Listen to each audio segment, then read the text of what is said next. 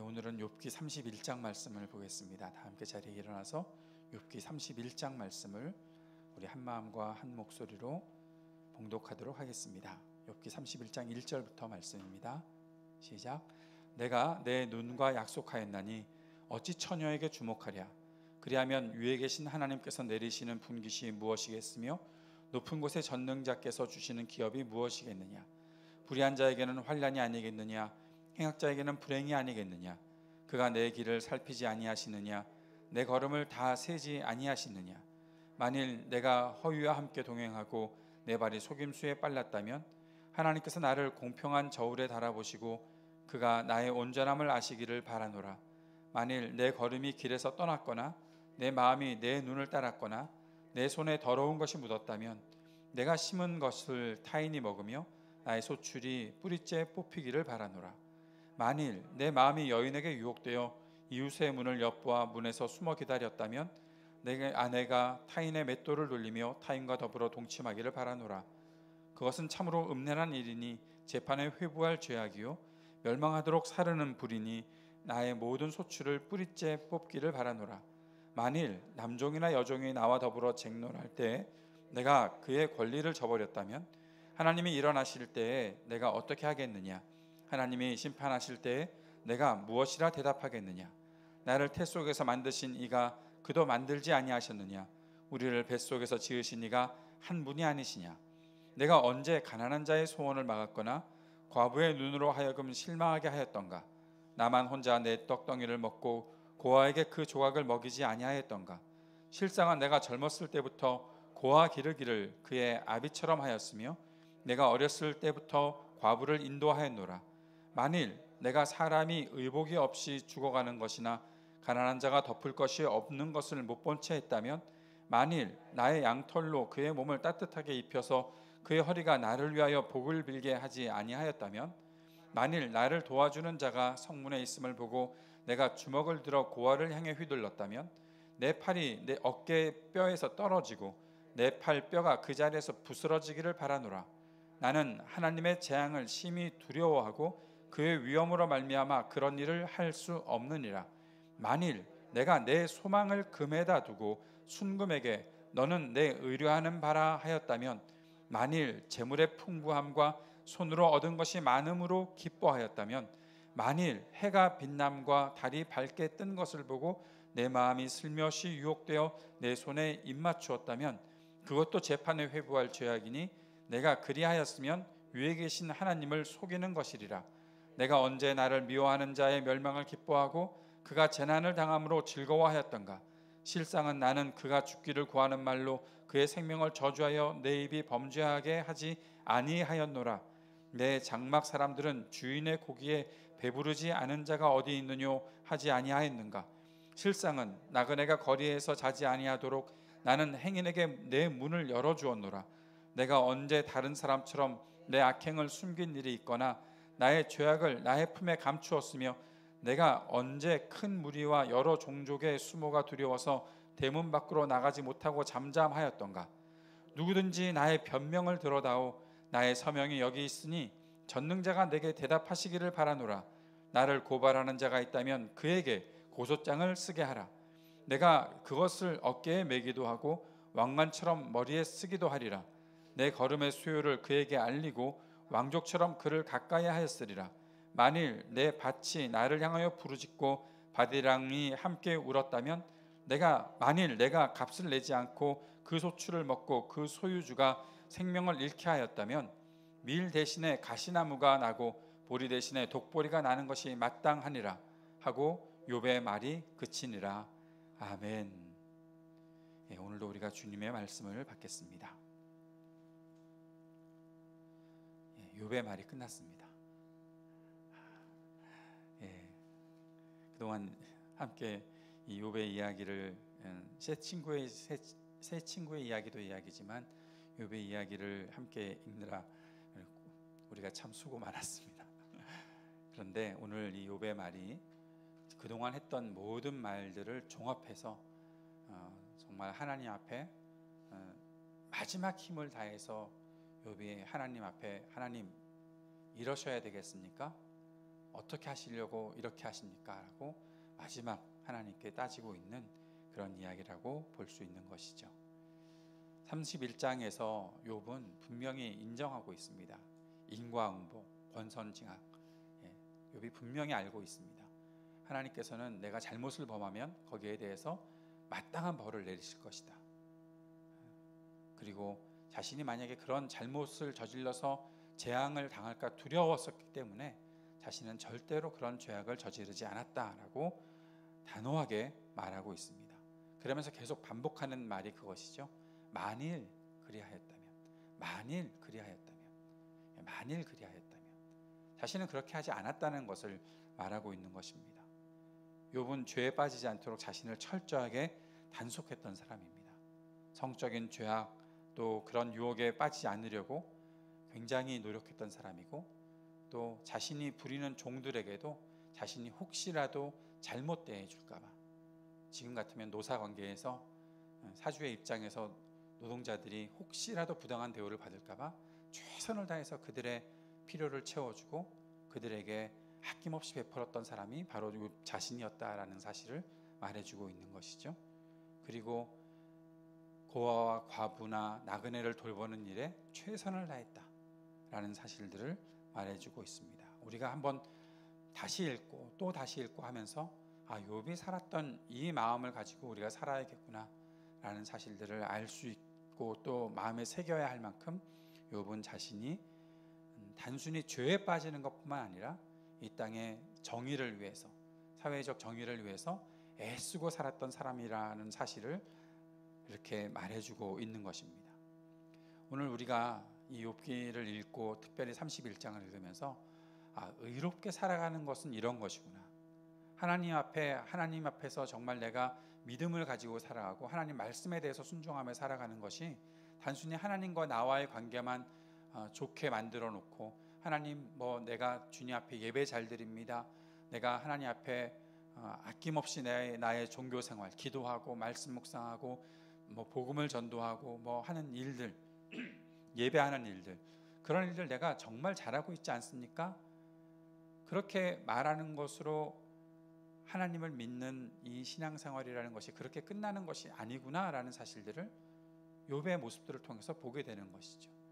욥이 하나님께 제사를 드리는 것도 정말 마음을 다해서 했었고, 하나님 앞에서 혹시라도 자신이 부족한 모습을 보일까 봐 하나님 앞에 최선을 다해서 살아갔던 그런 모습들이 있었는데, 그것뿐만 아니라 이 땅의 사람들을 돌보는 것조차도 그 일들을 최선을 다해서 해나가고 있었다는 것을 보여주고 있는 것이죠. 자신을 성찰하면서 자신이 혹시 죄에 빠지지 않도록 철저하게 자기 단속을 하고, 그리고 사람들을 돕고 사람들을 위해서 해나가는 일들을, 그거 하나하나 우리가 다시 한번 살펴보기도 하겠지만 그 일들이 얼마나 귀한 일들인지 아마 읽어보시면서 여러분 느끼셨을 것입니다. 우리는 어떻게 살아야 할까? 우리는 앞으로 어떻게 살아야 할까? 오늘 이 욥기 31장을 통해서 한번 돌아볼 수 있는 시간이 되었으면 좋겠습니다. 오늘 다시 한번 이 욥의 말들을 간단히 정리해 볼까요? 1절부터 8절까지는 나는 음란한 정욕을 품지 않았다라는 사실들을 말해주고 있죠.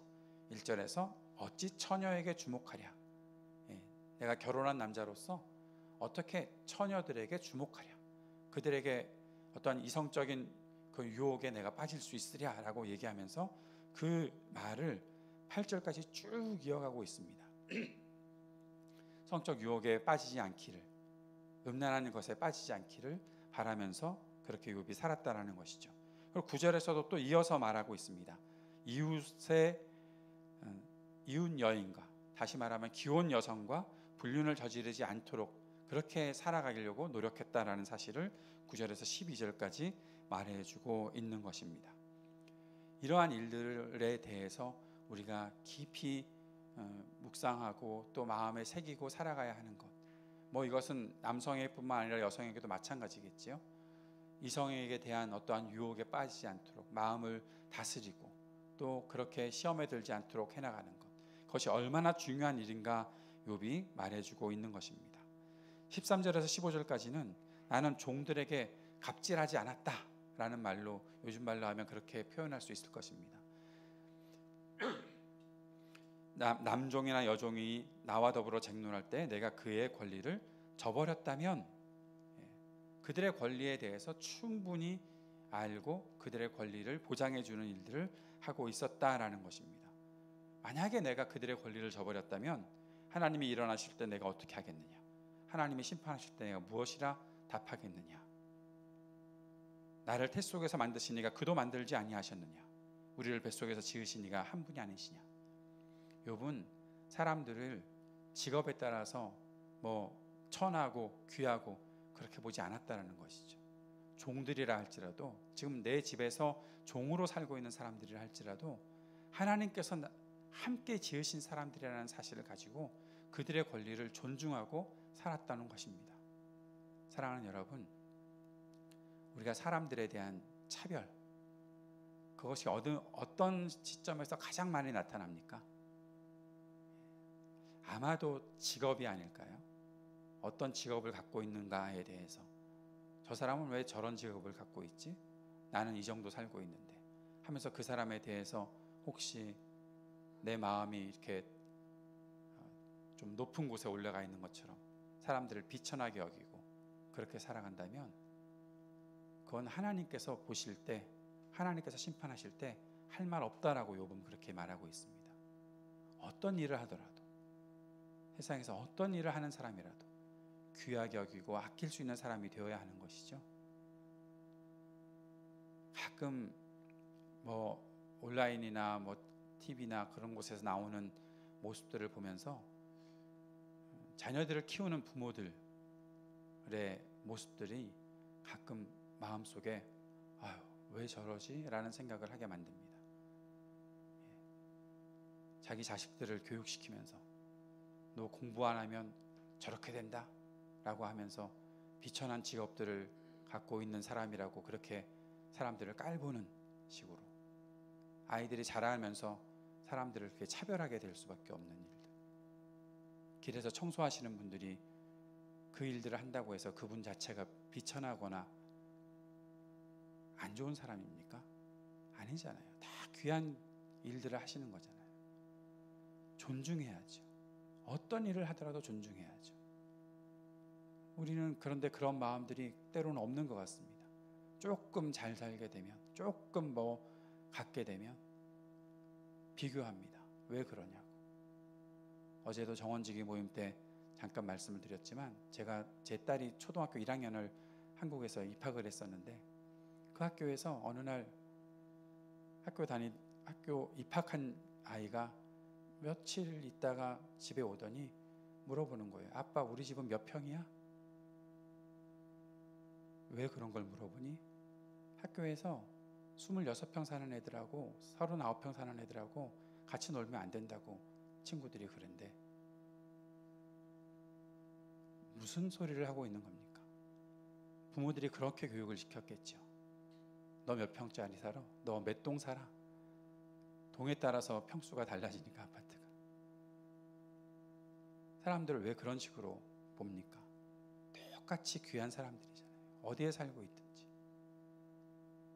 그러한 차별을 조장하는 그런 문화들. 제가 푸른나무 교회에서 일한다고 제 친구 목사님들한테 얘기하면 어느 동네에 있냐고 물어보더라고요. 청담동에 있다고 그러면 오 그러더라고요. 그거 왜 그럴까요? 우리 가운데 사람에 대해서 어떤 의식을 가지고 어떤 가치관을 가지고 사람을 대하는지 좀 생각해 봐야 되지 않겠습니까? 예수를 믿는 사람들이라면 무엇으로 사람들을 차별하고 무엇으로 사람들을 비천하게 여기고 그렇게 할 수가 있겠습니까? 아니요. 모두가 다 하나님께서 난 사람들이다. 욥은 그런 마음을 가지고 자신의 종들이라도 자기를 위해 일해주는 사람들이니 그들이 혹시라도 권리를 빼앗길까 봐, 혹시라도 자신이 내가 그들의 주인이다라는 그런 생각을 가지고 내가 그들을 부리고 있는 사람이다라는 그런 생각을 가지고 그들의 권리를 혹시라도 빼앗을까 봐 주의하고 하나님 앞에서 정직한 마음을 가지고 그들을 돌보았다라고 말하고 있는 것입니다. 그것뿐만이 아닙니다. 욥은 가난한 자의 소원을 막은 일도 없고 과부의 눈이 실망하게끔 했던 적도 없다라고 했습니다. 고아에게 먹이는 일들을 했다고 하고 있습니다. 그 일들을 젊었을 때부터 했다라고 얘기하고 있습니다. 18절에 보십시오. 내가 젊었을 때부터 고아 기르기를 그의 아비처럼 하였으며. 어렸을 때부터 부모가 없는 아이들을 돌보는 일에 욥은 최선을 다했다라는 것이죠. 어렸을 때부터 과부를 인도하였노라. 의지할 바 없는 사람들을 돌보는 일들을 욥은 하고 있었다라는 것입니다. 욥의 재산이 아마 부모로부터 물려받은 것이 많아서 그랬을 수도 있겠다라는 생각을 해보게 됩니다. 어렸을 때부터 그랬다고 하니까. 그런데 자신이 갖고 있는 것들을 어렸을 때부터 사람들에게 나누어 주기를 좋아했고 의지할 바 없는 사람들을 돌보는 일들에 최선을 다했다라고 말하고 있습니다. 사람이 의복이 없이 죽어가는 것이나 가난한 자가 덮을 것이 없는 것을 내가 못 본 채 했다면, 만일 양털로 그의 몸을 따뜻하게 입혀서 그의 허리가 나를 위하여 복을 빌게 하지 아니하였다면, 그런 일들을 했다는 것이죠. 추워서 떨고 있는 사람에게 야, 너 옷 좀 입어 라고 말만 하지 말라고 가르쳐 주셨잖아요. 입으로 야, 너 왜 이렇게 굶주리고 있어? 뭐 좀 찾아 먹어. 그렇게 말만 하지 말라고 가르쳐 주셨잖아요. 그런 것이 아니라 행함으로 하라고 말씀하셨잖아요. 욥이 그 일을 했던 사람이죠. 아마 선한 사마리아인의 비유에 나타나는 그 선한 사마리아인, 아마 욥이 그런 사람이 아니었겠나 하는 생각을 해보게 됩니다. 사람들은 위험한 곳에 내가 빠지지 말아야지. 내가 지금 제사를 드리러 가야 하는데, 내가 하나님께 뭔가 예배를 드리러 가야 되는데, 저렇게 부정한 사람들, 다 죽어가는 사람 만지면 안 되지 라고 생각하고 피해갔던 제사장이나 레위인 같은 그런 모습이 아니라, 강도 맞는 사람을 돌보아주고 끝까지 그를 치료하려고 애쓰는 사람, 자신의 시간을 다 내어놓고서라도, 자신의 재물을 다 내어놓고서라도 그 사람을 돌보아주는 사람, 그런 사람의 역할을 욥이 하고 있었다라는 사실을 우리는 보고 있는 것입니다. 만일 나를 도와주는 자가 성문에 있음을 보고 내가 주먹을 들어 고아를 향해 휘둘렀다면, 그 다음에 말이 재밌지 않습니까? 그렇게 내가 주먹을 함부로 휘두르면서 살고 내 권세를 부리며 살았던 그런 것들을 내가 했다면 내 팔이 어깨뼈에서 떨어지고 내 팔 뼈가 그 자리에서 부스러지기를 바라노라. 자신이 혹시라도 불의한 힘을 휘둘렀다면 그 힘 모든 것들이 다 무너지기를 바란다라고 말하면서 그런 일을 자신이 결코 하지 않았다라고 말하고 있습니다. 왜냐하면 하나님을 두려워했기 때문에 그런 것입니다. 그 말은 다시 말하면 하나님이 그들의 편이시다. 나그네의 편이시고 과부의 편이시고 고아의 편이시고 가난한 자의 편이시고, 하나님께서는 그들의 편이시다. 그래서 그들을 내가 괴롭혔다면 내가 하나님의 심판을 받고 하나님의 재앙을 받는 것이 마땅하다, 욥이 말하고 있는 것이죠. 그 다음에 24절을 보십시오. 만일 내가 내 소망을 금에다 두고 순금에게 너는 내 의뢰하는 바라 하였다면, 만일 재물의 풍부함과 손으로 얻은 것이 많음으로 기뻐하였다면, 자신의 삶이 돈에 의지하지 않고 있었다라는 사실들을 보여주는 것이죠. 돈을 의지하십니까?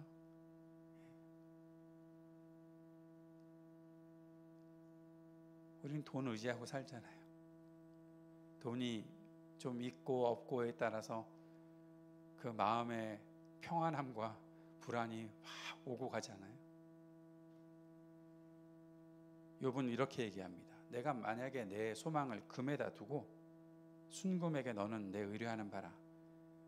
여러분이 지금 금을 안 가지고 계실 것 같은 그런 표정으로, 그래 금? 나는 모르겠는데, 그럴지 모르겠지만 이걸 돈으로 바꿔서 얘기해 보십시오.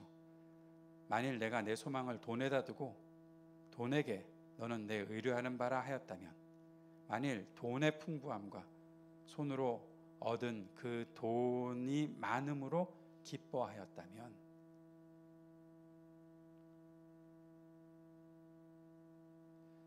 사랑하는 여러분, 욥은 돈을 의지하고 살았던 사람이 아닙니다.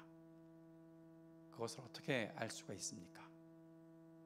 돈을 의지하고 사는 것과 돈을 의지하지 않고 사는 것을 어떻게 우리가 비교하고 판단할 수가 있을까요?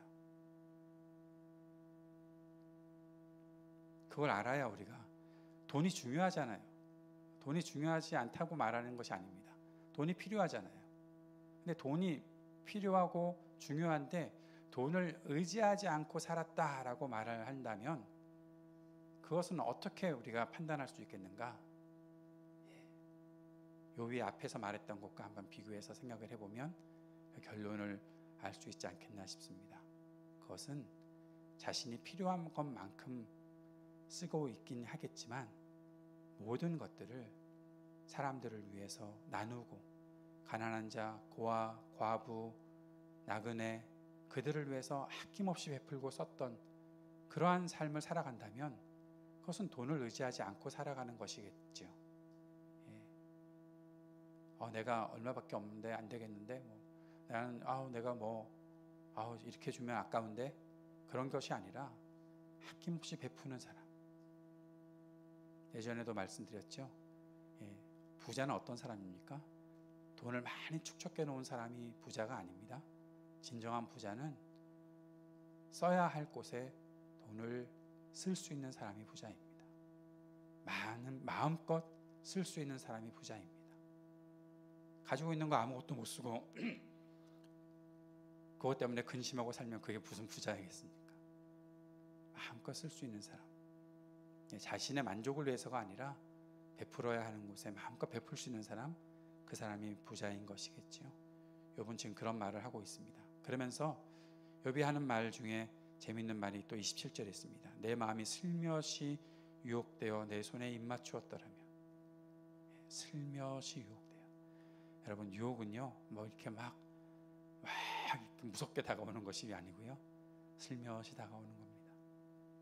가만히 와서 가만히 내가 거기에 그래 그렇지, 내가 돈이 많으니까 풍요로우니까 내가 오늘도 편안하게 누워서 쉬어야지. 그게 바로 슬며시 다가오는 유혹이라는 것이죠. 자, 그렇게 있던 욥이 이제 자신이 정말 온전하게 살지 않았는가라고 계속해서 말하고 있고, 그렇게 해나가는 말들을 통해서 마지막에 35절에 아주 중요한 말을 하고 있습니다. 31장의 가장 중요한 말이 35절입니다. 누구든지 나의 변명을 들어다오, 나의 서명이 여기 있으니 전능자가 내게 대답하시기를 바라노라. 나를 고발하는 자가 있다면 그에게 고소장을 쓰게 하라. 자신이 지금 했던 일들을 쭉 기록해 놓고 서명을 한 것입니다. 나 이렇게 의롭게 살았다. 여기에 대해서 내가 확실하게 증명할 수 있다. 내 서명을 하고 이것을 제출하는 겁니다. 법원에. 내가 죄 짓지 않았습니다. 분명합니다. 맹세할 수 있습니다. 라고 법원에 그 일을 제출하는 것이죠. 이제 여기에 대해서 대답하실 분이 계십니다. 전능자이신 하나님이. 대답해 보십시오. 나 이렇게 살았는데 대답해 보십시오. 그러면서 나를 고발하는 자가 있다면 그에게 고소장을 쓰게 하라. 이 말은 하나님께서 나를 부당하게 이렇게 고통을 주셨으니 나도 하나님을 고소할 것이고, 내가 만약에 진짜 죄를 저질러서 그렇게 나를 고발할 것이 있다면 나에게 고소하십시오 라고 말하고 있는 겁니다. 너무나 당당한 욥의 모습을 보게 되는 것이죠. 그래서 32장에 엘리후가 등장을 하는 겁니다. 야, 너 하나님을 고소하겠다고? 하나님과 한번 재판을 한번 해보겠다고? 어떻게 네가 그런 소리를 할 수가 있어? 하면서 참고 참았던 엘리후가, 그동안에 자기보다 연배가 높은 사람들이 계속해서 욥에게 공격하고 있었고 욥을 판단하고 있었으니까 아무 말도 못하고 있다가 욥이 마지막 이 말을 딱 그치면서 하나님 고소하십시오. 나도 하나님 고소하겠습니다. 그렇게 하니까 무슨 소리를 하는 거냐고 분노하면서 이제 내일부터 엘리후의 말이 쭉 이어지게 될 텐데, 엘리후가 잘못 생각했던 것이죠.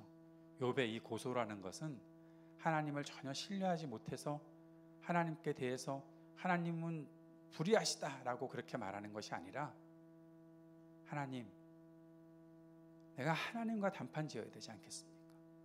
살아계신 하나님이 나에게 잘못된 심판을 하실 이유가 없지 않겠습니까? 하나님, 내가 똑바로 깨닫게 해주십시오.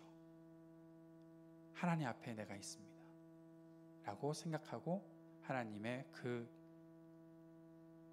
정의로우심을 보여주십시오 라고 외치고 있는 것입니다.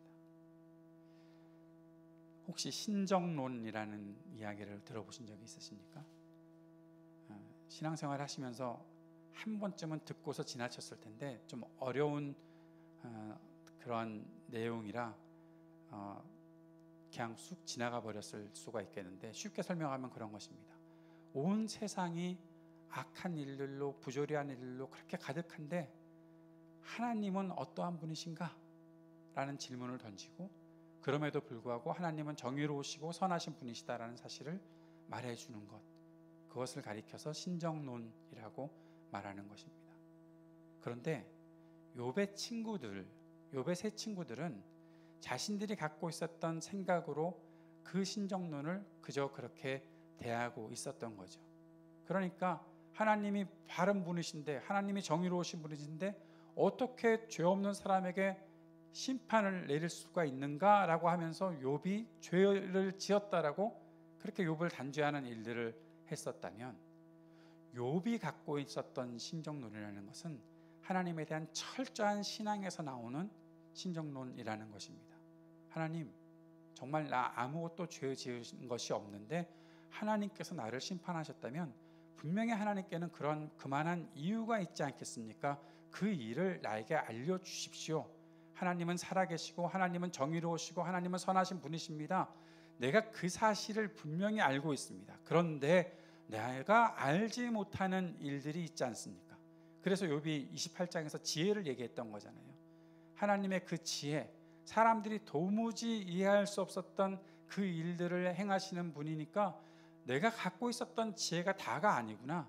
하나님께서 갖고 계시는 지혜가 있으니 그것을 내가 찾고 찾아야 되겠구나라고 생각하면서 지혜를 말했던 것이 욥의 말이었거든요. 그렇기 때문에 욥에 대해서 욥이 갖고 있었던 그 신정론이라는 것은 철저한 신앙에서 나오는 신정론이라는 것입니다. 그저 자신의 생각으로, 자신의 어떤 논리로 이럴 거야 라고 끝내는 그런 것이 아니라, 고통당하는 사람 앞에 가서 하나님은 정의로우시고 선한 분이셔, 그러니까 딱 이렇게 맞게끔 하실 거야 라고만 말하는 것이 아니라, 하나님은 정말 크신 분이시고 우리가 다 이해하지 못할 분이시니 우리가 고통을 당하고 우리가 아픔을 겪더라도 그 안에서 하나님께서 갖고 계시는 무엇인가 길이 있고 이유가 있지 않겠는가?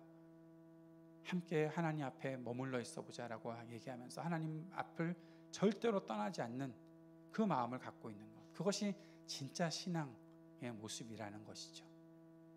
32장부터 엘리후가 등장을 하지만 엘리후를 비롯한 이 세 친구들은 욥의 그런 마음을 모르고 있었다라는 것을 보게 되는 것입니다.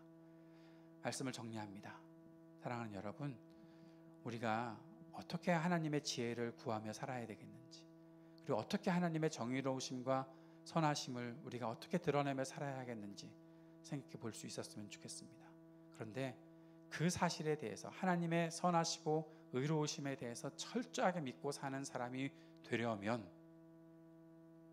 욥처럼 최선을 다해서 하나님의 뜻을 이루는 삶이 우리 가운데 있어야 하고, 그 앞에, 하나님 앞에 떠나지 않는, 하나님을 붙잡고 늘어지는 그러한 신앙이 있어야 한다는 것입니다. 믿음은요, 멍하니 그냥 그렇구나 하고 따라가는 것이 아니라, 믿음은 처절하게 하나님을 붙잡고 씨름하고 있는 힘을 다해 하나님과 함께 동행하기 위해서 애쓰며 살아가는 것입니다. 성령께서 그 일을 하라고 우리들에게 힘을 주시는 것입니다. 하나님을 끝까지 붙잡으라고 우리에게 힘을 주시는 것입니다. 그 힘을 딴 데 쓰지 말고, 그 힘을 과시하는 데 쓰지 말고 하나님 붙잡는 데 다 쓸 수 있는 우리가 되었으면 좋겠습니다. 다 죽어가더라도, 더 이상 힘이 없더라도 내가 한마디 숨소리 낼 수 있고 한마디 할 수 있다면 주님 가르쳐 주십시오. 주님 나를 붙잡아 주십시오. 긍휼히 여겨 주십시오. 그렇게 외칠 수 있는 그런 마음, 그것이 진짜 믿음임을 오늘 욥기를 통해서 보게 되는 것입니다. 이 시간 함께 기도하며 주님 앞에 나아갑시다. 주님, 우리가 그렇게 주님 붙잡고 살아갈 수 있게 도와주십시오. 하나님 앞에서 한 발자국도 떠나지 않겠습니다. 주님께 더 가까이 내디디면 내디뎠지 뒤로 물러서지 않겠습니다. 끝까지 주님 붙잡고 살아가는 그런 믿음을 우리에게 허락해 주십시오. 그것이 내 이기적인 욕망 때문이 아니라 하나님의 뜻을 이루고자 하는 그런 일들이 될 수 있도록 나를 가르쳐 주십시오. 간절히 기도하는 시간이 되기를 바랍니다. 함께 기도하겠습니다.